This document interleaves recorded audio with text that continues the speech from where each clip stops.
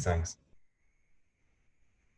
So today I will present briefly my analytical framework and my case study. My case study, it's a group of self-trackers from the Bay Area. And you all know probably what is self-tracking. It's when your watch or your smartphone record the number of steps you have every day or your heart rate, and based on these informations, you may change your behavior. And the group I will study is probably the most prominent promoter of self-tracking. It's based in the Bay Area, but it's more an international network, and they are named Quantified Self. What is Quantified Self? They say that they are an international community of users and makers of self-tracking tools who share an interest in self-knowledge through numbers. If you are tracking for any reason, to answer a health question, achieve a goal, explore an idea, or simply because you are curious, you can find help and support here. And today I will present the case of one of the two founders of the group, and thanks to his example, I will start to highlight a few types of individual change and turning points that any individual may experience in his life.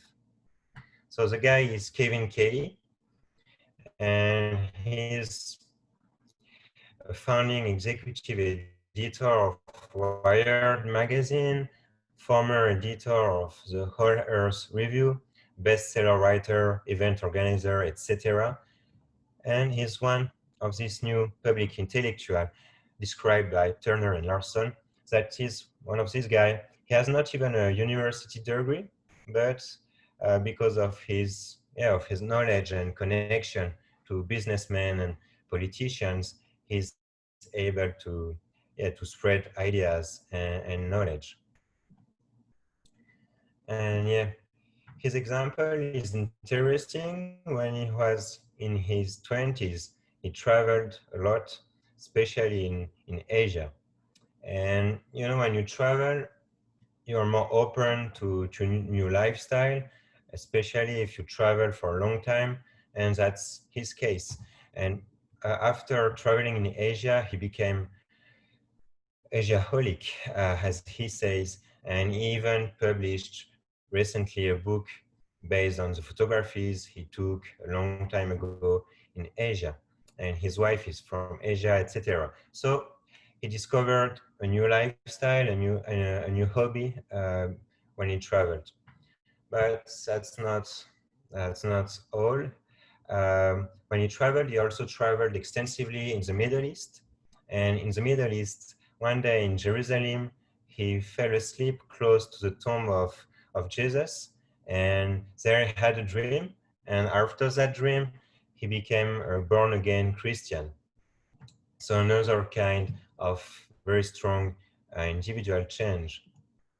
And tools, that's basically my topic of interest today and for my research project. He was part of the counterculture of the 60s and 70s. And he was not a direct member of the communes, of the hippie communes from the 60s, but he was part of the movement through his involvement in the Whole Earth catalog and the whole intellectual movements of the 60s and 70s. And what's interesting is how from this first involvement, he reappropriated arguments for defending the idea that tools are for liberations, that tools may change and may help you to change your life. And the arguments he discovered in the 60s and 70s, he used them for defending digital technologies, as Turner also already identified. And that's a strong move. And for him, digital tools are a revolution. It's a revolution that may even challenge how we understand and how we live biological evolution, or at least it is his own interpretation. So, based on his case, we can highlight in a more formal manner types of individual change. And for that, for identifying such changes, I refer to the classic book of Peter Berger and Thomas Luckmann that you may already know, The Social Construction of Reality. And we can identify three types of individual change, or we also say secondary socialization. It means your primary socialization, as you may know, it's basically your education in your family and during your childhood. And secondary socialization, it's everything's coming after that. So first type, it's a rupture. Your new socialization and is in opposition with your former self and your former education. You can also experience divergence or continuity. Again, if we come back to the case of Kevin Kelly, a rupture, he was not a Christian, he was not a religious person, and based on a transcendental or transcendental-like experience, his life changed. So there is a rupture there. It can be a divergence, becoming a fan of Asian culture and even becoming married to an Asian woman.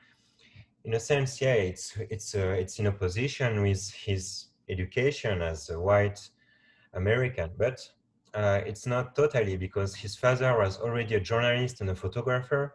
So there is a kind of continuity and of discontinuity. And the last point, the third point, continuity. As I tried to highlight, his ideas on tools basically are a continuity from the ideas already vivid in the 60s. And it translates old ideas in a new field, in the field of digital technologies. So in a sense, there is a change because he takes former views into a new field, but in another sense, it's really a continuity. And that's a graph. It's a summary of what I tried to say today.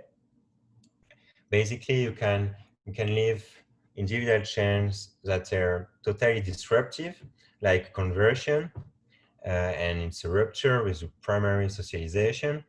You can have an extension of previous activities and ideas in a new field, or you can become attracted by a new hobby, a new activity, and your lifestyle will become polarized, and it's only a divergence with your former lifestyle and way of life.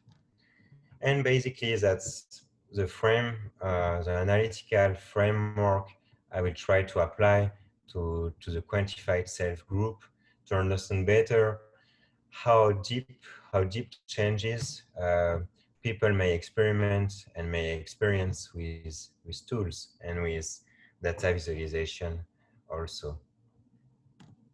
So that's the references I used today. Thank you for your attention.